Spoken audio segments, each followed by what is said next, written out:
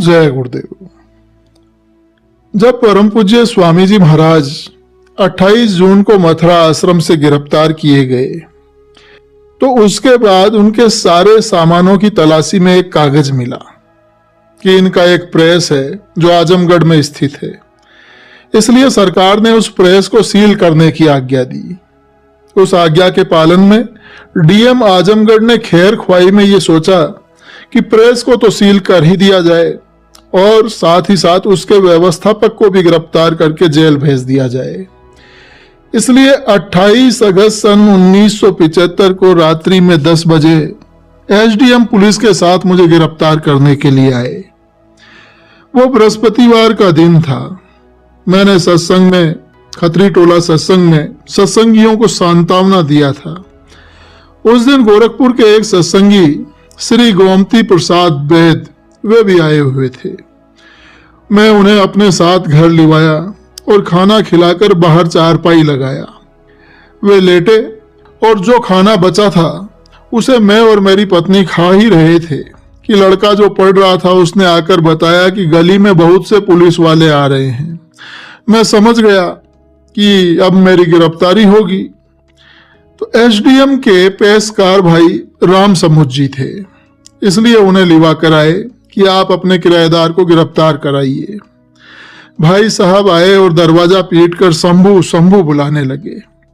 मैं छत पर चला गया और लड़के से कहा कि दरवाजा खोल दो। ऊपर से देखा तो 3 राउंड पुलिस लगी थी।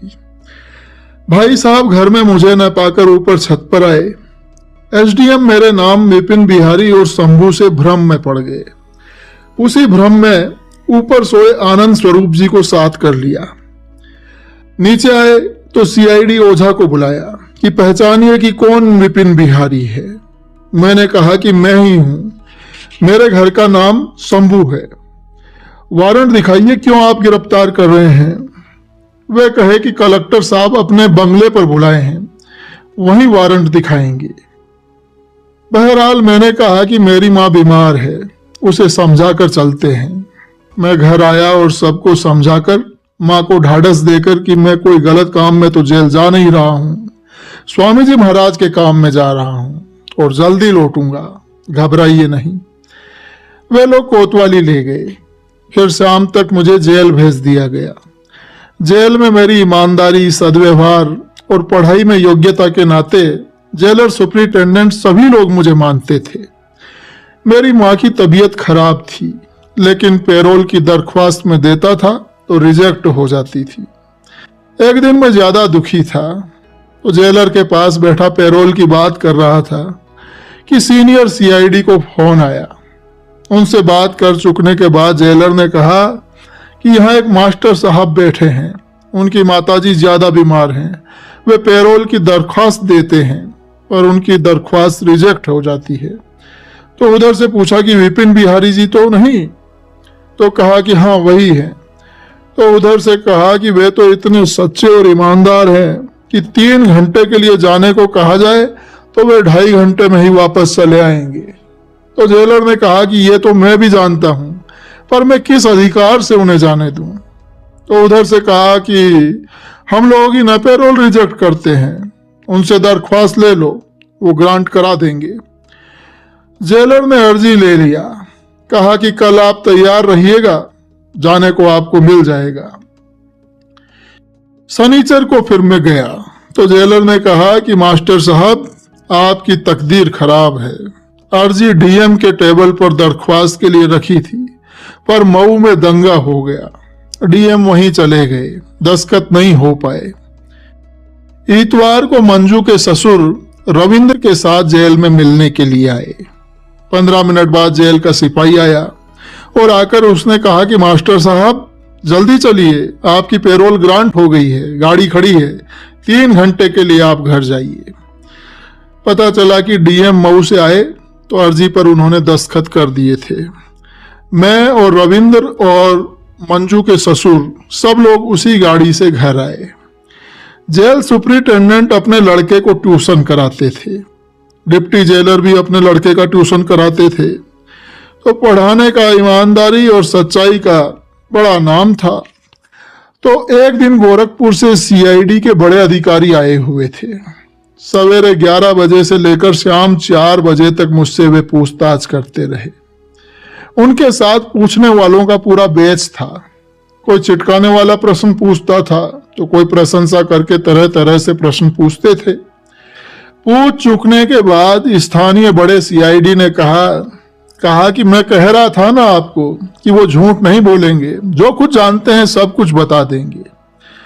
फिर अंत में अधिकारी ने कहा कि आप लिखकर दे दीजिए कि बाबा जय गुरुदेव से मेरा कोई संबंध नहीं है, तो आपको जेल से छोड़ने के लिए हम लिख देंगे। तो मैंने कहा कि वे मेरे परम पिता हैं। अगर आपसे कहे कि आप लिख दीजिए कि हमारे पिता हमारे नहीं हैं, तो क्या आप लिख देंगे? हम ऐसा नहीं लिख सकते, छूटे या जेल में ही रहें, और हम ऐसा नहीं करेंगे। ये सुनकर वो चुप हो गया और कहा कि बड़े कट्टर हैं। आखिर में मुकदमा तो झूठा था, हम जीते और 23 दिसंबर सन 1975 को जेल से बाहर आए और सारा वेतन आदि भी मिल गया। जेल में सभी अधिकारी मेरे व्यवहार, ईमानदारी और सच्चाई और पढ़ाने की प्रसिद्धि पर मेरे प्रति बड़े ही उदार थे। जेल में जब डीएम साहब मुआयने पर आए तो उन्होंने कहा कि ऑर्डर तो केवल प्रेस को सील करने का था, पर खैर ख्वाही में व्यवस्थापक को भी जेल में बंद कर दिया।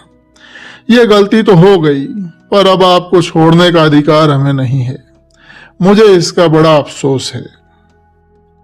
स्वामी जी महाराज बाबा जय गुरुदेव जी महाराज ने जेल से निकलने के बाद घोषणा किया कि कलयुग में कलयुग जाएगा और कलयुग में सतयुग आएगा। इसलिए सतयुग के आने के पहले उसकी अगवानी करने के लिए सतयुग आगमन साकेत महायज्ञ होगा, और उसी की आज्ञा में पहले यज्ञ के लिए अयोध्या में सरयू के तट पर तैयारियां शुरू हुई। एक प्रेमी जो हिंदी से एमए थे, उन्होंने साकेत महायज्ञ के नाम में संशोधन बताते हुए कहा कि शुद्ध शब्द सतयुग आगमन है, आगमन नहीं। तो स्वामी जी महाराज ने कहा कि आगमन माने जब पदार्पण होता है तब आगमन होता है, और जब उसकी अगवानी की जाती है तो आगमन होता है। उस प्रेमी ने आज पहली बार आगमन और आगमन इनका अर्थ और अंतर समझा। फिर वे कहने लगे कि सचमुच संतों के शब्द बड़े अर्थ भरे होते हैं, डिग्रीधारी व्यक्ति कैसे इनका अर्थ समझेगा। फिर संत के शब्द को समझने की कोशिश करनी चाहिए, न कि उसे गलत मानकर संशोधन की सोचना चाहिए। सत्संग स्थल पर जब यज्ञ की वेदी बन रही थी, वहां कहीं से सांपों का एक जोड़ा आया, नाग नागिन का। स्वामी जी महाराज का दर्शन किया और फिर नदी की ओर जाकर गायब हो गया। स्वामी जी महाराज ने कहा कि इसका क्या फल होता है?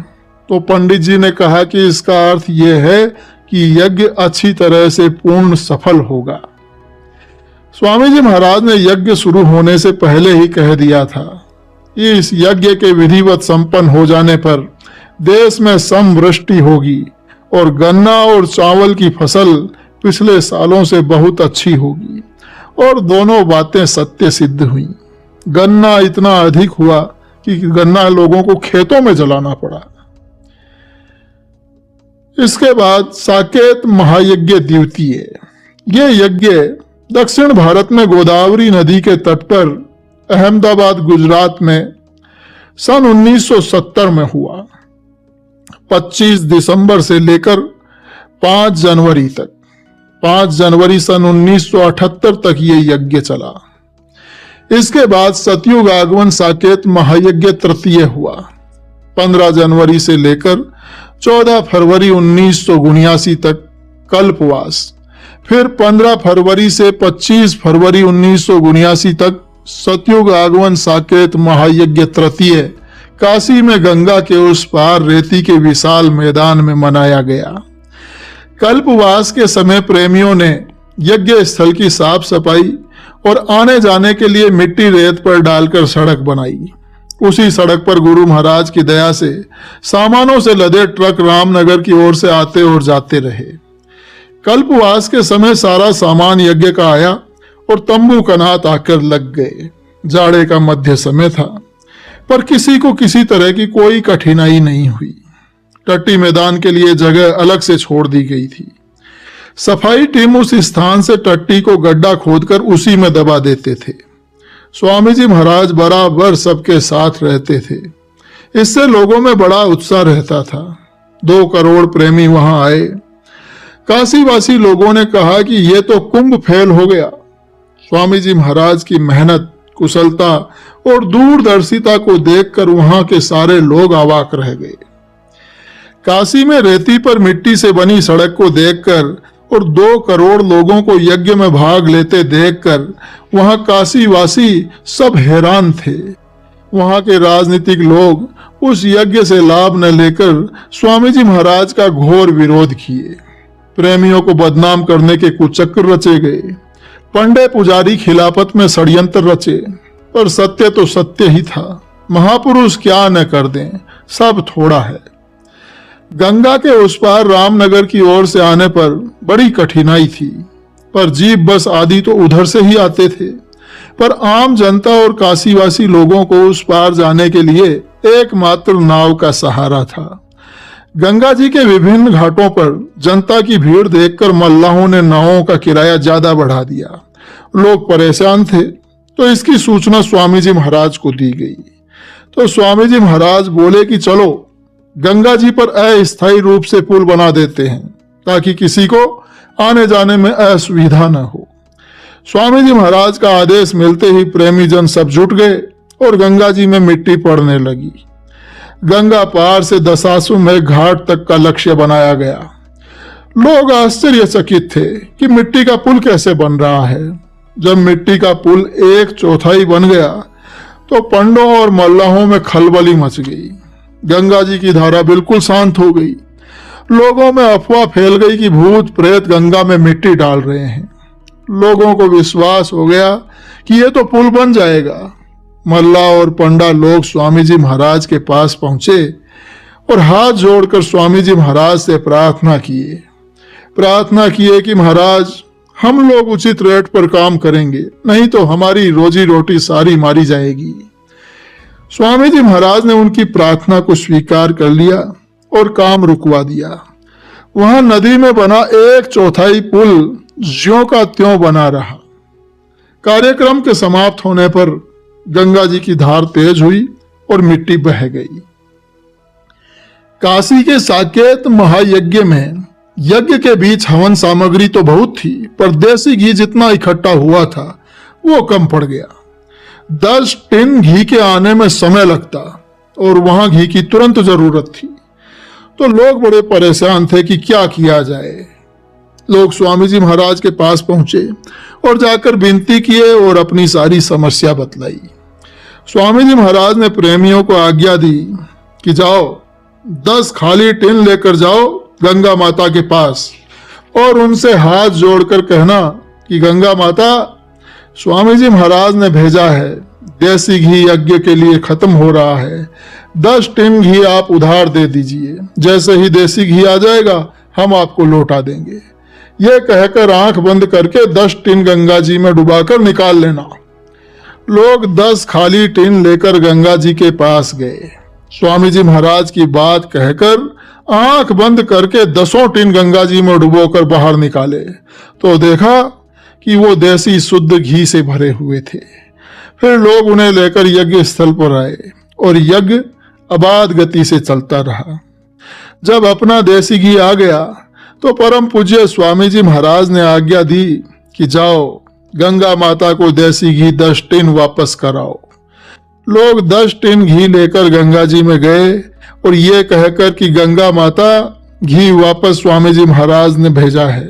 10 टिन घी गंगा जी में डाल दिया गया और लोगों ने देखा कि वहां घी नहीं पानी बह रहा था। यज्ञ समाप्त होने पर स्वामी जी महाराज ने कहा कि बम भोले शंकर भगवान अपनी समाधि को तोड़कर उठे और काशी छोड़कर देश विदेश पर अपना कार्य करने के लिए निकल पड़े। चंडी देवता देश विदेश घूमकर सब देशों का पैसा खींच लेगी। सन 1991 में मैं स्वामी जी महाराज के पास जून महीने में गया था। उसी समय विद्यालय से रिटायर हुआ था। तो स्वामी जी महाराज की आज्ञा से आश्रम के विस्तार को घूम कर देखा। वहां चलने वाले विद्यालय के प्रधानाचार्य से भी भेंट हुई। वे डबल एमए थे और टाटधारी भी थे। उन्हें विद्यालय परिसर में परिवार सहित रहने के लिए क्वार्टर भी मिला हुआ था। वेतन तो ज्यादा नहीं था, पर सुविधाएं परम पूज्य स्वामी जी महाराज की ओर से बहुत सी दी गई थी। उन्हें राशन, सब्जी ये सब फ्री मिलती थी। बच्चों के लिए कोई विशेष जरूरत हो तो आश्रम कार्यालय से उसके लिए उन्हें रुपया मिल जाता था। जैसे उन्होंने बताया कि बच्चे के लिए घड़ी खरीदना चाहते थे तो रुपया मिल गया था। इसके अतिरिक्त जब गुरु महाराज आश्रम पर होते तो उन्हें रोज दर्शन का लाभ मिलता। स्वामी जी महाराज आश्रम पर न होते तो सामूहिक साधना का लाभ मिलता। उनका जीवन परमार्थी वातावरण में बड़ा अच्छा बीत रहा था, पर उन्हें उनके कई हितैषी लोगों ने समझाया कि क्या यहाँ जीवन बेकार कर रहे हो, डबल एमए हो, पीएचडी कर लो और किसी डिग्री कॉलेज में ऊंचे वेतन पर काम करते हुए अच्छा जीवन बिताओ तो आनंद से रहोगे। तो उनकी मति मारी गई। परमार्थी वातावरण और गुरु की समीपता, रोज का दर्शन, ये सब चीजें जो उन्हें बड़ी सरलता से सुलभ थी, वो सब उन्हें है लगने लगी। उन्हें डिग्री कॉलेज की नौकरी की हाई फाई जिंदगी अपनी ओर खींचने लगी। उन्होंने स्वामी जी महाराज के पास आकर अपनी पीएचडी करने की इच्छा जाहिर की और विद्यालय से मुक्त करने के लिए प्रार्थना की। परम दयालु स्वामी जी महाराज ने उनसे पूछा कि कहाँ से करना चाहते हो। तो वे बोले कि मैं हिंदी से एमए हूँ, आगरा विश्वविद्यालय से पीएचडी करने की सोच रहा हूँ। तो स्वामी जी महाराज ने अति दया करके कहा कि पहले जाओ आगरा विश्वविद्यालय से सब पता लगा लो। वे आगरा विश्वविद्यालय गए। वहां 3-4 दिन तक रहकर पीएचडी की सारी सूचना पता लगाकर वे लौटे और लौट कर आकर फिर परम पूज्य स्वामी जी महाराज से मिले। स्वामी जी महाराज ने पूछा कि क्या पता लगा कर आए। तो उन्होंने बताया कि महाराज, वहां पता लगा कि पीएचडी करने के यहाँ 3 तरीके हैं। यदि पूरा पढ़कर 3 वर्ष में पीएचडी करना चाहते हैं तो इतनी फीस लगेगी, यहाँ रहना होगा और 3 साल मेहनत करके ठीक से पढ़ाई करनी पड़ेगी। दूसरा कि थोड़ा खुद पढ़ना, थोड़ा मेहनत करना और 2 साल का समय लगाकर पीएचडी करना चाहें तो इतनी फीस लगेगी। 2 साल में कुछ समय यहाँ रहना होगा और बाकी घर पर रहकर पढ़ना होगा। और तीसरा कि अगर केवल 1 साल में बिना कुछ किए पीएचडी करना चाहो तो इतनी फीस लगेगी। तो स्वामी जी महाराज ने उनकी बातों को ध्यान से सुना और फिर कहा कि तुमने तो पीएचडी कर लिया। तो वो मुंह ताकने लगे। तो स्वामी जी महाराज ने हंसते हुए कहा कि जो बातें तुम पता लगा कर आए हो, ये तो खुद ही बहुत बड़ी रिसर्च है। कुछ समय बीता तो वे फिर स्वामी जी महाराज के पास आए और अपने को कार्य मुक्त करने की इच्छा व्यक्त किए। तो सर्वद्रष्टा स्वामी जी महाराज ने कहा कि मैं कार्य मुक्त तो कर दूंगा, लेकिन फिर वापस यहाँ काम नहीं दूंगा। तो वे कार्य मुक्त कर दिए गए। फिर वे घर चले गए। सत्संग, साधन, भजन, प्रतिदिन का दर्शन सब खत्म हो गया। घर पर रहकर जो संसारी चपेट लगी तो सब खत्म हो गया। परमार्थ अब गौण हो गया। उसी में पीएचडी भी नहीं हो सकी, कोई काम नहीं मिला। बड़ा पछतावा हुआ, पर अब क्या करते। फिर लौटकर वे परम पूज्य स्वामी जी महाराज के पास आए, पर अब क्या हो सकता था। विद्यालय में दूसरे प्रधानाचार्य रख दिए गए थे। स्वामी जी महाराज ने अति दया करके उन्हें रहने की जगह दे दी, पर अब और क्या हो सकता था। बाद में सुना कि वे एक दिन साइकिल से रहने के स्थान से आश्रम की ओर आ रहे थे, तो साइकिल पर अपने लड़के को बैठाए हुए थे। किसी ट्रक की चपेट में आने पर लड़का साइकिल पर से फेंका गया और ट्रक से दबकर मर गया। होनी सब करा देती है। स्वामी जी महाराज के पास आकर बहुत रो रहे थे, पर अब पछताने से क्या होता है, काल ने तो अपना दाव खेल ही लिया था। दिसंबर 2007 में जब पत्नी बीमार पड़ी तो मुझे तनिक भी आभास नहीं था कि अब ये नहीं रहेंगी, लेकिन उन्हें आभास हो गया था। बनारस अस्पताल में उन्होंने अपनी लड़कियों से कहा कि आकर मिल लो, अब हम नहीं बचेंगे। मैंने कहा कि ऐसा क्यों कह रही हो, अब तो तुम काफी ठीक हो गई हो। तो वे कुछ बोली नहीं। घर पर आने के बाद उन्हें हर 15-20 मिनट पर खाना चाहिए था। मैंने कहा कि देखो ये राक्षसी भूख क्या करती है। मैंने उनसे कहा कि मेरा कोई भंडारा अब तक नहीं छूटा है। तो वे बोली कि आप चले जाइएगा, मैं रह लूंगी। कमजोरी अधिक हो गई थी। 8 दिसंबर को फिर कहा कि स्वामी जी का काम है, आप आजमगढ़ चले जाइए। तो मैं आजमगढ़ चला गया। इस प्रकार स्वामी जी महाराज ने हमसे भी उनका लगाव खत्म कर दिया। मैं तो आजमगढ़ में भंडारे के सिलसिले में सामान किताबें वगैरह पैकिंग कराने में लगा रहा और रात को जब सोया तो 2 बजे रात को सूचना राजू के पास आई कि अम्मा नहीं रही, पिताजी को फौरन कार से भेज दीजिए। मरने के समय मैं नहीं था।